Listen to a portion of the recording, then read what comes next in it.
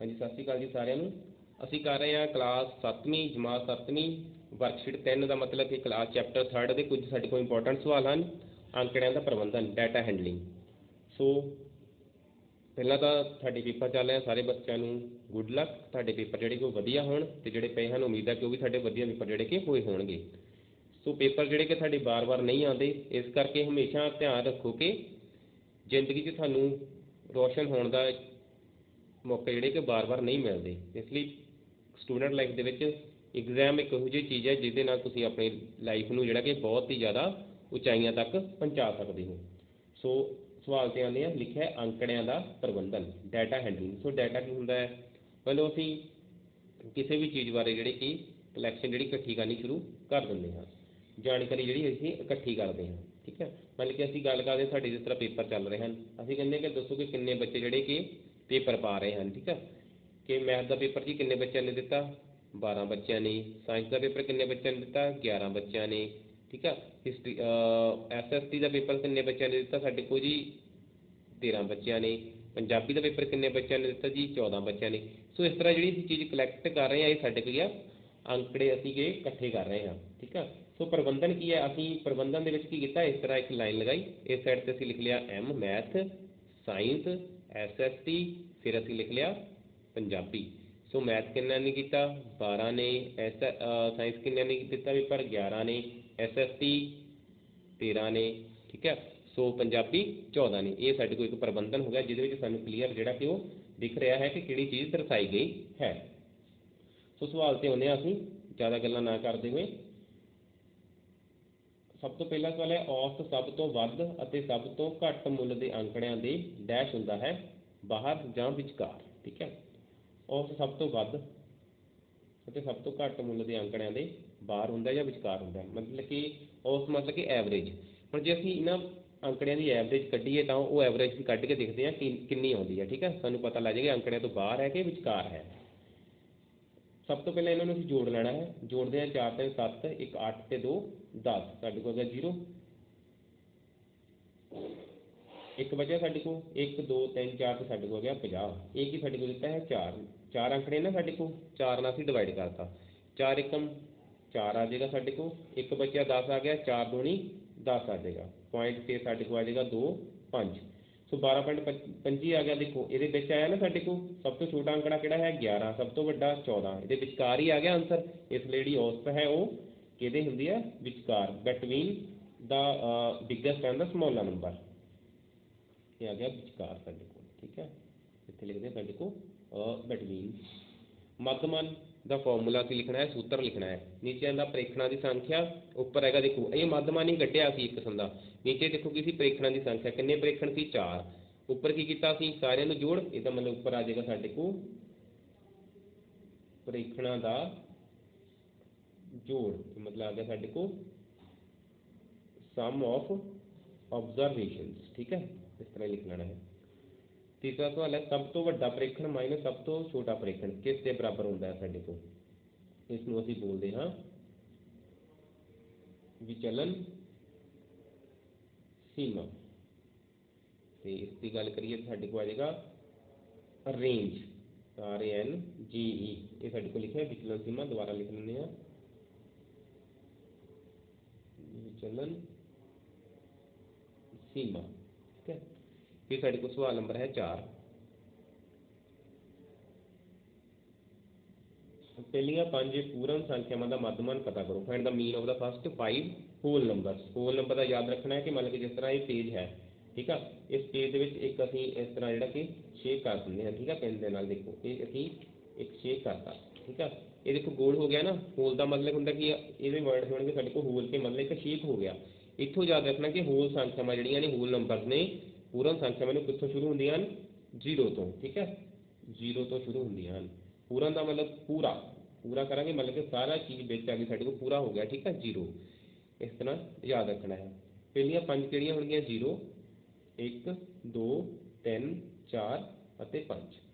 फिर मध्यमान किस तरह कढ़ना है, कितनियां संख्यावां 5, इस तरह फॉर्मूला लगावांगे। प्रेक्षणों की संख्या 5 है, प्रेक्षणों का जोड़ करांगे 0 जमा 1 जमा 2 जमा 3 जमा 4 जमा 5, सारिਆਂ ਨੂੰ जोड़ लो। साढ़े को क्या आता है 5 4 9 9 ਤੇ 3 12, 12 ਤੇ 2 14 ਤੇ 1 15, 15 ਜਮਾ 0 15, 15/5 ਇਹ आ गया 5 एकम 5, 5 3 15, साढ़े को आंसर आ गया 3। फिर आता पहलियां 3 टांक अभाज्य संख्यावां का मध्यमान पता करो, find the mean of first 3 odd prime number.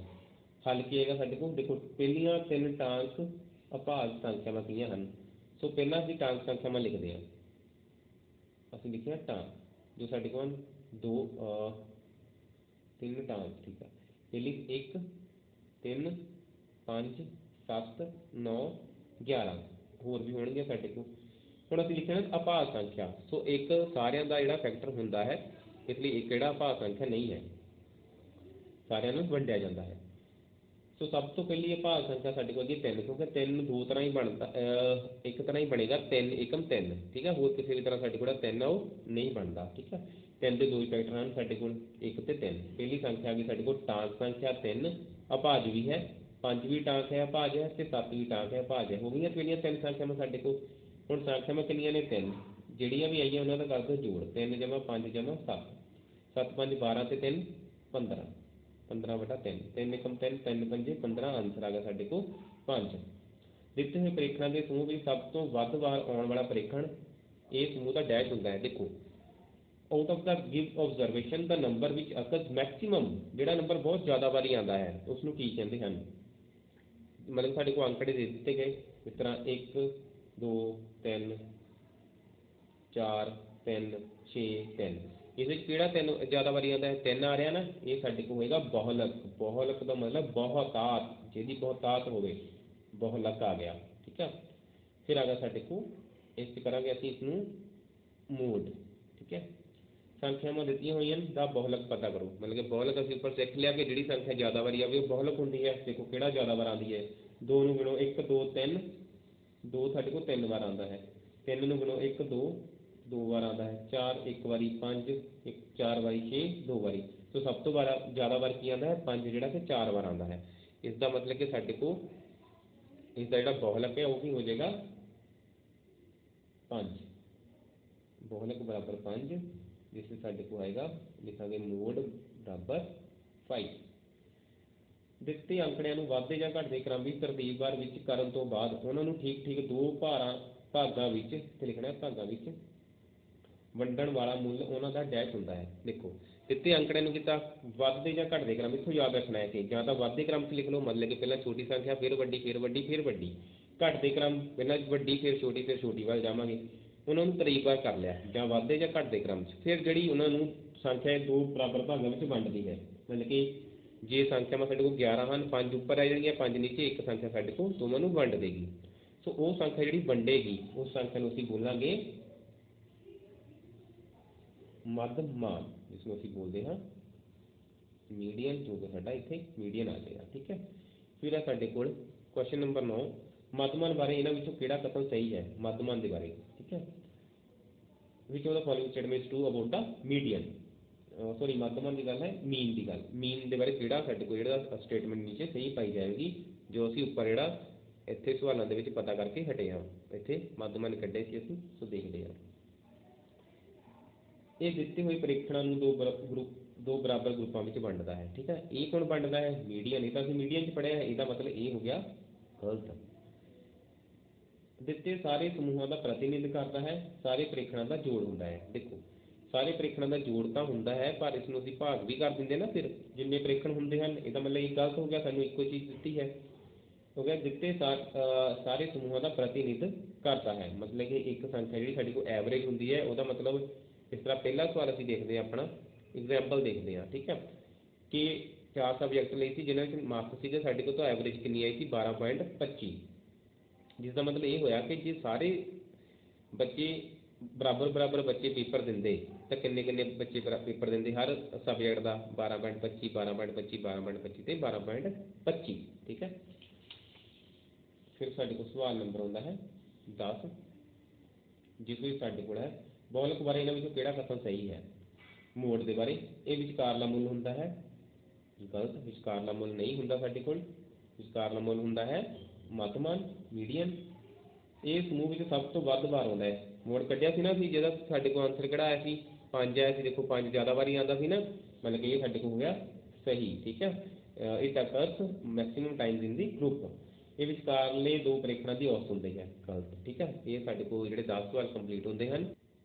ਹੁਣ ਸਾਡੇ ਕੋਲ ਸਵਾਲ ਨੰਬਰ ਆਉਂਦਾ ਹੈ 11, ਜਿਸ ਸਾਡੇ ਕੋਲ 10 ਵਿਦਿਆਰਥੀਆਂ ਦੀਆਂ ਉਚਾਈਆਂ ਦਿੱਤੀਆਂ ਹਨ, ਕੱਚ ਦਿੱਤੀਆਂ ਨੇ ਸੈਂਟੀਮੀਟਰ ਦੇ ਵਿੱਚ। ਇਹ ਦਿੱਤੀਆਂ ਹਨ ਉਚਾਈਆਂ ਸਾਡੇ ਕੋਲ। ਉਪਰੋਕਤ ਅੰਕੜਿਆਂ ਦੀ ਵਿਚਲਨ ਸੀਮਾ ਕਿੰਨੀ ਹੈ? ਵਿਚਲਨ ਸੀਮਾ ਕੀ ਹੁੰਦੀ ਹੈ? ਸਭ ਤੋਂ ਵੱਡੀ ਸੰਖਿਆ ਤੇ ਸਭ ਤੋਂ ਛੋਟੀ ਸੰਖਿਆ, largest number minus smallest number. ਸਭ ਤੋਂ ਵੱਡੀ ਸੰਖਿਆ ਦੇਖੋ ਕਿਹੜੀ ਹੁੰਦੀ ਹੈ ਸਾਡੇ ਕੋਲ? 151, ਠੀਕ ਹੈ। 151 ਜਿਹੜਾ ਸਾਡੇ ਕੋਲ ਸਭ ਤੋਂ ਵੱਡੀ ਸੰਖਿਆ ਹੈ। ਸਭ ਤੋਂ ਛੋਟੀ ਦੇਖੋ ਕਿਹੜੀ ਹੁੰਦੀ ਹੈ? 136, 128, 128 ਜਿਹੜੀ ਸਭ ਤੋਂ ਛੋਟੀ ਹੈ। ਇਸ ਦਾ ਮਾਈਨਸ ਕਰੋ, ਕਿੰਨਾ ਆਉਂਦਾ? 11 ਚੋਂ 8 ਮਾਈਨਸ ਕਰੋ, ਕਿੰਨੇ ਆਏ? 3। ਇੱਧਰੋਂ ਆਂਸਰ ਗਿਆ ਨਾ ਸਾਡੇ ਕੋਲ, ਇੱਥੇ ਰਹਿ ਗਏ 4, 4 ਤੋਂ 2 ਮਾਈਨਸ ਕੀਤੇ 2 ਆ ਗਿਆ ਸਾਡੇ ਕੋਲ, ਠੀਕ ਹੈ। 151 ਮਾਈਨਸ 128 ਇਸ ਤਰ੍ਹਾਂ। ਇੱਥੇ ਰਹਿ ਗਿਆ 4, ਇੱਥੇ 11, ਇੱਥੇ ਆ ਗਿਆ 3, ਇੱਥੇ 4 ਤੋਂ 2 ਤੇ 1 ਚੋਂ 1 ਮਾਈਨਸ ਕੀਤਾ 0, ਇਹਦਾ ਮਤਲਬ 23 ਸਾਡੇ ਕੋਲ ਆਂਸਰ ਆ ਜਾਂਦਾ ਹੈ। ਫਿਰ ਲਿਖਿਆ ਸਾਨੂੰ ਮੱਧਮਾਨ ਪਤਾ ਕਰੋ। ਮੱਧਮਾਨ 'ਚ ਕੀ ਕਰਨਾ ਹੈ? ਤੁਸੀਂ ਸਾਰੀਆਂ ਉਚਾਈਆਂ ਨੂੰ ਜੋੜਨਾ ਹੈ। ਤੁਸੀਂ ਖੁਦ ਕਰੋਗੇ ਇਸ ਨੂੰ, ਸਾਰੀਆਂ ਉਚਾਈਆਂ ਦਾ ਜੋੜ, ਸਾਰੀਆਂ ਉਚਾਈਆਂ ਦਾ ਜੋੜ ਵਟਾ ਕੀ ਆ ਜਾਏਗਾ ਸਾਡੇ ਕੋਲ? ਉਚਾਈਆਂ ਦੀ ਸੰਖਿਆ ਕਰਕੇ ਫਿਰ ਤੁਸੀਂ ਜਿਹੜਾ ਕਿ ਭਾਗ ਕਰ ਲੈਣੀ ਹੈ, ਠੀਕ ਹੈ। ਜਾਂ ਆਂਸਰ ਤੁਸੀਂ ਉੱਥੇ ਵੀ ਛੱਡ ਦਿਓ, ਠੀਕ ਹੈ। ਫਿਰ ਸਾਡੇ ਕੋਲ ਆਉਂਦਾ ਹੈ ਇਹਨਾਂ ਵਿੱਚ, ਇਹ ਸਵਾਲ ਸਾਨੂੰ ਖੁਦ ਦਿੱਤਾ ਗਿਆ ਕਰਨ ਨੂੰ ਤਾਂ ਕਿ ਸਾਡੀ ਜਿਹੜੀ ਪ੍ਰੈਕਟਿਸ ਹੈ, ਇੱਕ ਸਵਾਲ ਥੋੜ੍ਹਾ ਵਧੀਆ ਹੈ, ਵੱਡਾ ਹੈ, ਤੁਸੀਂ ਖੁਦ ਕਰਨਾ ਹੈ ਇਸ ਨੂੰ, ਠੀਕ ਹੈ। ਫਿਰ ਸਾਡੇ ਕੋਲ ਸਵਾਲ ਨੰਬਰ ਆਉਂਦਾ ਹੈ 12, ਇਹਨਾਂ ਵਿੱਚੋਂ ਕਿਹੜਾ ਕਥਨ ਸਹੀ ਹੈ? ਪਹਿਲੀਆਂ 5 ਪ੍ਰਕਿਰਤਿਕ ਸੰਖਿਆ ਦਾ ਮੱਧਮਾਨ ਅਤੇ ਮੱਧਿਕਾ ਬਰਾਬਰ ਹੁੰਦੀ ਹੈ। ਪਹਿਲੀਆਂ 5 ਪ੍ਰਕਿਰਤਿਕ ਸੰਖਿਆ ਦਾ ਮੱਧਮਾਨ ਅਤੇ ਮੱਧਿਕਾ, ਠੀਕ ਹੈ। ਹੁਣ 5 ਪ੍ਰਕਿਰਤਿਕ ਸੰਖਿਆ ਲੈਂਦੇ ਹਾਂ ਅਸੀਂ, 1 2 3 4 ਤੇ 5, ਠੀਕ ਹੈ।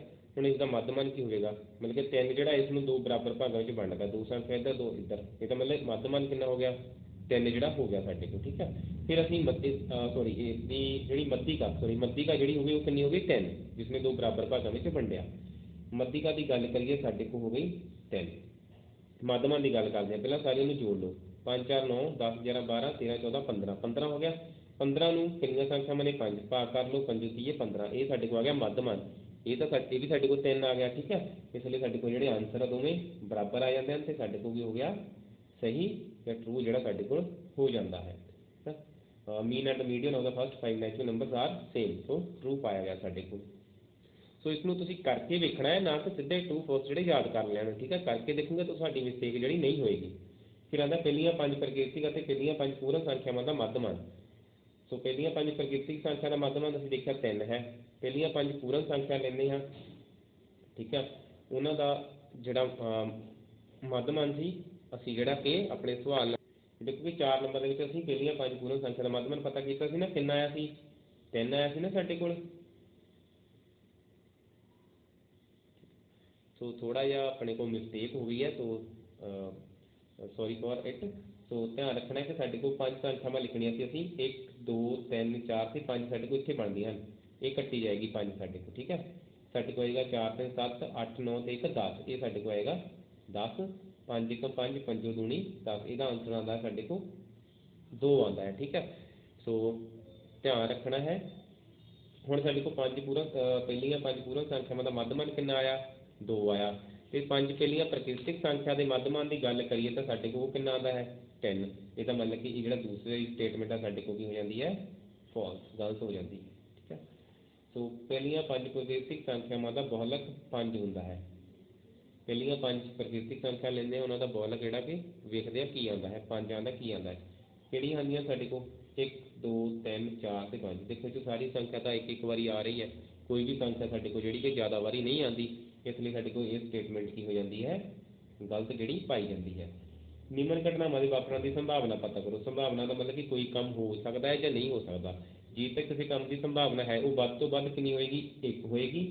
ਜੇ ਸੰਭਾਵਨਾ ਨਹੀਂ ਹੈ ਤਾਂ ਉਹ ਸਾਡੇ ਕੋਲ ਕੀ ਹੋਏਗੀ? 0 ਹੋਏਗੀ, ਠੀਕ ਹੈ। ਇੱਕ ਸੰਤੁਲਿਤ ਪਾਸਾ ਸੁੱਟਣ ਤੇ ਭਾਗ ਸੰਖਿਆ ਆਉਣ ਦੀ ਸੰਭਾਵਨਾ ਕੀ ਹੋਵੇਗੀ? ਦੇਖੋ ਪਾਸਾ ਕੀ ਹੁੰਦਾ? ਜਿਹੜੀ ਲੂਡੋ ਦੀ ਗੀਟੀ ਹੁੰਦੀ ਹੈ, ਉਸਦੇ ਵਿੱਚ ਅੰਕ ਕਿਹੜੇ ਹੁੰਦੇ ਹਨ? 1 2 3 4 5 ਤੇ 6, ਠੀਕ ਹੈ। ਸੋ snake and ladder the game ਹੈ ਨਾ ਸਾਡੇ ਕੋਲ, ਜਿਹੜੀ ਉਸ ਦੀ ਇੱਕ ਗੀਟੀ ਸਾਡੇ ਕੋਲ ਹੁੰਦੀ ਹੈ ਜਿਸ 'ਤੇ ਸਾਡੇ ਕੋਲ 6 ਨੰਬਰ ਲਿਖੇ ਹੁੰਦੇ ਹਨ। ਉਹਦੇ ਵਿੱਚ ਅਭਾਜ ਸੰਖਿਆ ਕਿਹੜੀ ਹੁੰਦੀ ਹੈ? ਜਿਸ ਦੇ ਸਿਰਫ 2 ਗੁਣਨਖੰਡ ਹੁੰਦੇ ਹਨ, ਜਿਹੜੀ ਸਿਰਫ ਆਪਣੇ ਆਪ ਨਾਲ ਵੰਡੀ ਜਾਵੇ। 2 3 ਅਤੇ 5 ਹਨ ਸਾਡੇ ਕੋਲ। ਇਸ ਦੇ ਵਿੱਚ ਕਿੰਨੀਆਂ ਸੰਖਿਆਵਾਂ ਹਨ? 3। ਅਸੀਂ ਲਿਖਣਾ ਹੈ 3 ਬਟਾ ਕਿੰਨੀਆਂ ਸੰਖਿਆ ਟੋਟਲ? 6। ਠੀਕ ਹੈ, 3 ਏਕਮ 3, 3 ਦੂਣੀ 6। ਸੋ ਸਾਡੀ ਜਿਹੜੀ ਇਸ ਦੀ ਸੰਭਾਵਨਾ ਉਹ ਕਿੰਨੀ ਆਉਂਦੀ ਹੈ? 1/2। ਸੋ ਫਿਰ ਸਾਡੇ ਕੋਲ 15 ਲਾਲ ਗੇਂਦਾਂ ਦਿੱਤੀਆਂ ਹਨ, 9 ਚਿੱਟੀਆਂ ਦਿੱਤੀਆਂ ਹਨ। ਗੇਂਦਾਂ ਵਿੱਚੋਂ ਚਿੱਟੀਆਂ ਗੇਂਦਾਂ ਦੀ ਆਉਣ ਦੀ ਸੰਭਾਵਨਾ ਦੱਸੋ ਕੀ ਹੈ?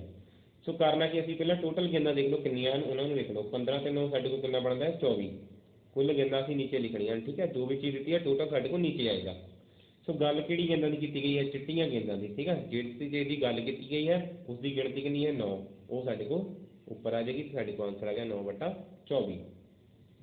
ਇਹ ਕਟਿੰਗ ਹੋ ਸਕਦੀ ਸਾਡੇ ਕੋਲ 37 9 3 8 24, ਕਿਉਂਕਿ ਦੋਵੇਂ ਸੰਖਿਆਵਾਂ 3 ਦੇ ਪਹਾੜ 'ਚ ਆਉਂਦੀਆਂ ਹਨ। ਸਾਡੇ ਕੋਲ ਆਂਸਰ ਆ ਗਿਆ 3/8। ਸੋ ਇਸ ਤਰ੍ਹਾਂ ਜੇ ਕਟਿੰਗ ਹੁੰਦੀ ਹੈ ਤਾਂ ਤੁਸੀਂ ਉਸਨੂੰ ਜ਼ਰੂਰ ਕਰ ਦੇਣਾ ਹੈ।